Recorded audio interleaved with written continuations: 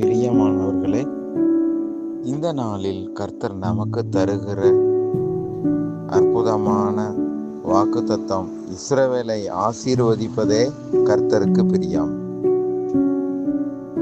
ஏன் கர்த்தர் நம்ம மேல பிரியமாயிருக்கிறார்? உபாகமம் 33 அதிகாரம் 29 இவ்விதமாய் சொல்லப்பட்டிருக்கிறது: இஸ்ரவேலே, நீ பாக்கியவான், கர்த்தரால் ரட்சிக்கப்பட்ட ஜனமே, உனக்கு ஒப்பானவன் யார்? உனக்கு சகாயம் செய்யும் கேடகமும் மகிமை பொருந்திய பட்டயமும் அவரே. உன் சத்துருக்கள் உனக்கு இச்சகம் பேசி அடங்குவார்கள் என்று சொல்லப்பட்டிருக்கிறது.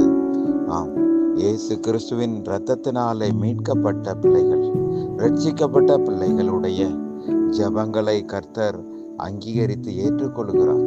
அவர் செலுத்துகிற துதிகளை அங்கீகரித்து ஏற்றுக்கொள்கிறார். அவர் செலுத்துகிற காணிக்கைகளை பிரியமாய் ஏற்றுக்கொள்கிறார். எனவேதான் இஸ்ரவேலை கர்த்தர் ஆசீர்வதிக்கிறார். ஆவிக்குரிய இஸ்ரவேலராகிய நம்மையும் அவர் ஆசீர்வதித்து உயர்த்துவார் என்பது நிச்சயம். ஆமென்.